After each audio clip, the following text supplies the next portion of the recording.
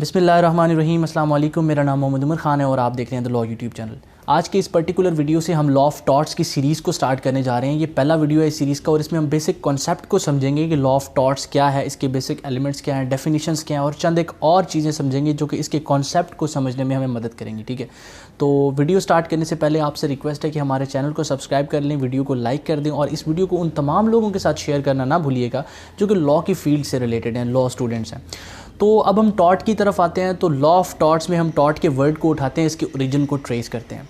ये एक French word है जो कि ड्राइव हुआ है एक लैटिन वर्ड टॉर्टम से, जिसका मतलब है टू ट्विस्ट। इंग्लिश में इसका मतलब है अ रॉन्गफुल एक्ट और अ कंडक्ट। रॉन्गफुल एक्ट और रॉन्गफुल कंडक्ट इंग्लिश में इसका मतलब है। इसकी डेफिनेशन की तरफ हम बढ़ते हैं। ये इसको डिफ़ाइन किया जाता है कि tort is a civil wrong other than the breach of contract. अब यहाँ पर एक चीज़, एक बेसिक एलिमेंट समझने वाला है कि सिविल रॉन्ग और क्रिमिनल रॉन्ग में क्या फ़र्क है। सिविल रॉन्ग बेसिकली वो रॉन्ग होता है जिसमें ए वर्सेस बी होता है, ए वर्सेस बी होता है, जबकि क्रिमिनल रॉन्ग एक ऐसा रॉन्ग है जिसमें A versus state of Pakistan या यूनियन ऑफ इंडिया ये होगा। मतलब एक ऐसा एक्ट जो कि किसी सोसाइटी के ख़िलाफ़ हो। क्राइम बेसिकली अगर आपने मर्डर किया, रॉबरी की, थेफ्ट किया, तो ये सोसाइटी को अफेक्ट करने वाले, सोसाइटी को डैमेज करने वाले क्राइम्स हैं। तो इसमें versus union of India, state of Pakistan ये होगा। जबकि सिविल रॉन्ग में, सिविल सूट्स में ए वर्सेस बी होता है, दो पर्टिकुलर आदमियों के दरमियान केसेस होते हैं। उसके बाद लॉ इसको कैसे रिड्रेस करता है, आपको इसके बदले में अनलिक्विडेटेड डैमेजेस मिलेंगे। अब ये एक और वर्ड है इसकी डेफिनेशन में समझने वाला कि अनलिक्विडेटेड डैमेजेस से क्या मुराद है। अनलिक्विडेटेड डैमेजेस को समझने से पहले हम लिक्विडेटेड के बारे में थोड़ा सा बात करते हैं। अगर ए और बी ने, इसको एग्जांपल के साथ मैं आपको क्लियर करता हूँ कि ए और बी दो लोग हैं, दो पर्सन्स हैं जिन्होंने आपस में कॉन्ट्रैक्ट किया और साथ में टर्म्स एंड कंडीशन में ये चीज़ लिख दी है कि अगर हम में से किसी ने इसको वायलेट किया तो उसको 5 लाख रुपए एज अ डैमेज देना पड़ेंगे।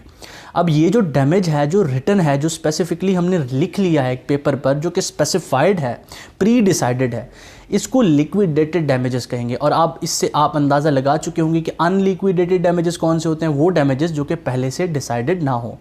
कोर्ट उसको on the spot while giving the judgement उसको देखता है कि कितने डैमेजेस देने चाहिए, तो वो अनलिक्विडेटेड डैमेजेस होते हैं जो पहले से स्पेसिफाई ना किए गए हों। ठीक है, उसके बाद हम इसके एलिमेंट्स की तरफ आते हैं कि टॉर्ट कंस्टिट्यूट करने के लिए कौन कौन से एलिमेंट्स ज़रूरी हैं। जिस तरह से मैंने पहले एक्सप्लेन किया कि सबसे पहले एक रॉन्गफुल एक्ट होगा, एक रॉन्गफुल कंडक्ट होगी किसी की तरफ से, और उस रॉन्गफुल कंडक्ट के नतीजे में आपका राइट इन्फ्रिंज होगा, आपका लीगल राइट जिसके आप इंटाइटल थे, आप प्रॉपर्टी का जो राइट ऑफ एंजॉयमेंट है आपके पास है, आपकी प्रॉपर्टी है, तो आपके इस राइट से आपको किसी ने इन्फ्रिंज किया अपनी रॉन्गफुल कंडक्ट से, तो यहाँ पर टॉर्ट कंस्टिट्यूट हो गया। ठीक है, और उसके नतीजे में आपको कोई डैमेज हुआ हो। अब ज़रूरी नहीं कि डैमेज मॉनेटरी डैमेज हो तभी आपको जाके कंपनसेशन मिलेंगे, नहीं, इन्फ्रिंजमेंट ऑफ राइट ही काफ़ी है। और हमेशा टॉर्ट को कंस्टिट्यूट करने के लिए इन्फ्रिंजमेंट ऑफ लीगल राइट ज़रूरी होता है। ठीक है, अब इसको फर्दर लेके चलते हैं और आगे चीज़ें डिस्कस करते हैं। टॉर्ट का जो लॉ है वो अनरिटन है। किसी किस्म का स्टैट्यूट जो कि असम्बली ने पास किया हो वो टॉर्ट के लिए नहीं है। मतलब रिटन लॉ टॉर्ट के लिए मौजूद नहीं है, ये अनरिटन लॉ है। ठीक है, अब आप लोगों के जहन में कन्फ्यूजन आई होगी कि अगर ये अनरिटन है तो जजमेंट कैसे प्रोनाउंस की जाती है, किस लॉ की बेस पे जजमेंट प्रोनाउंस की जाती है।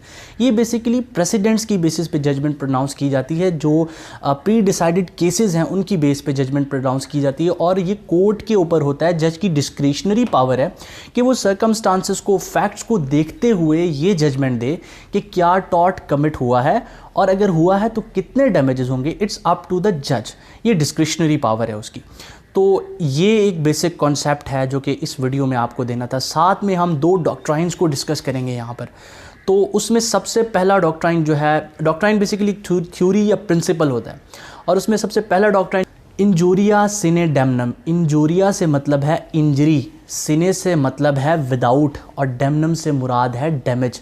अब इंजरी, इंजूरिया, इंजरी कौन सी? यहाँ पर टॉर्ट में जो इंजरी होती है वो इन्फ्रिंजमेंट ऑफ लीगल राइट होती है, वायलेशन ऑफ लीगल राइट होगी तो आपको इंजरी हो जाएगी।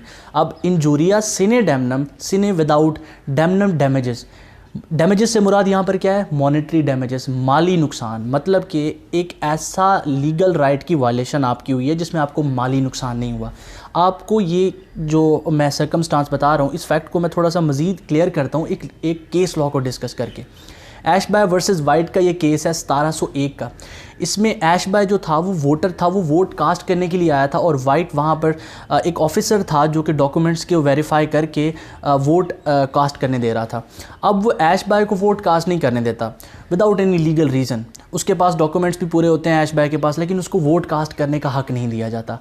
अब ऐशबाय कोर्ट में चला जाता है और ये कहता है कि उसकी लीगल राइट की वायलेशन हुई है। तो जो वाइट है वो कहता है कि इसकी लीगल राइट की वायलेशन कैसे हो सकती है, जिस बंदे को इसने वोट कास्ट करना था वो तो ऑलरेडी जीत चुका है, और साथ में इसको किसी किस्म के जो मॉनेटरी डैमेजेस हैं वो तो हुए नहीं। तो कोर्ट यहाँ पर ये कहता है कि चाहे आपको किसी किस्म का माली नुकसान हो या ना हो, लीगल राइट की वायलेशन इटसेल्फ इनफ है कि एक टॉर्ट कमिट हो। तो इसमें ऐशबाय को डैमेजेस जो है वो दे दिए गए, कोर्ट की तरफ से अलाउ कर दिए गए। अब डैमेजेस की कितनी काइंड्स हैं ये मैं फर्दर डिस्कस कर दूंगा अगले आने वाले लेक्चर्स में। अब दूसरी काइंड की तरफ, दूसरे डॉक्ट्राइन की तरफ चलते हैं जहाँ पर टॉर्ट कंस्टिट्यूट नहीं होता। वो है damnum sine injuria, damages without legal injury. Damages without legal injury, आपको डैमेजेस हो रहे हैं लेकिन आपका लीगल राइट वायलेट नहीं हुआ। इसको भी एक एग्जांपल के साथ मैं आपको क्लियर करता हूँ कि फ़र्ज़ करें एक स्कूल है जिसमें आप एज अ टीचर पढ़ा रहे हैं, आप वहाँ पर पढ़ा रहे हैं, आपको स्कूल के टीचर जो इंतज़ामिया है, जो प्रिंसिपल है, जो मालिक है, उसका बिहेवियर पसंद नहीं आता। तो आप क्या करते हैं, आपको इल्लीगल एक्ट करने की बजाय उसी स्कूल के सामने एक और स्कूल अपना बना लेते हैं, और उसकी फ़ीस जो होती है वो उस स्कूल जिसमें आप पहले पढ़ा रहे थे की निस्बत बहुत कम कर देते हैं। अब होता क्या है कि जो नए एडमिशन्स हैं वो आपके स्कूल में आने लग जाते हैं, और जो प्रीवियस वहाँ पर स्टूडेंट्स पढ़ रहे थे वो भी आपकी तरफ आना शुरू कर देते हैं, बिकॉज आपकी क्वालिटी ऑफ एजुकेशन अच्छी है और साथ में आप फ़ीस बहुत कम चार्ज कर रहे हैं। अब इससे क्या होता है, जिस स्कूल में आप पहले पढ़ा रहे थे उनको जो उनका कि लीगल राइट तो वायलेट हुआ नहीं, लेकिन उनको माली तौर पर नुकसान होता है। तो वो जाके अगर आप पर केस करते हैं कि भाई इसने हमारा राइट वायलेट किया है, तो कोर्ट यहाँ पर ये कहेगी कि आपका कोई लीगल राइट वायलेट नहीं हुआ उस स्कूल को जिसमें आप पहले पढ़ा रहे थे, बल्कि हाँ आपको माली नुकसान हुआ है बट आपका कोई लीगल राइट वायलेट नहीं हुआ, आपको कोई इंजरी काज नहीं हुई। तो जो पहले मैंने आपको बताया था कि इंजरी बहुत ज़रूरी है टॉर्ट को कंस्टिट्यूट करने के लिए, तो इस केस में जो डैमनम सिने इंजूरिया है, इस केस में टॉर्ट कमिट नहीं होगा। तो मैं उम्मीद करता हूँ कि जो बेसिक कॉन्सेप्ट मैं आपको इस वीडियो के थ्रू देना चाहता था आपको क्लियर हुआ होगा। मज़ीद अगर आपको किसी किस्म की कन्फ्यूजन है इस लेक्चर से रिलेटेड तो आप जाके कमेंट बॉक्स में कमेंट कर सकते हैं, डिस्क्रिप्शन में पेस्ट ईमेल पर मुझे मेल कर सकते हैं। वीडियो देखने का बहुत शुक्रिया, अपना बहुत सारा ख्याल रखिएगा। अल्लाह हाफ़िज़।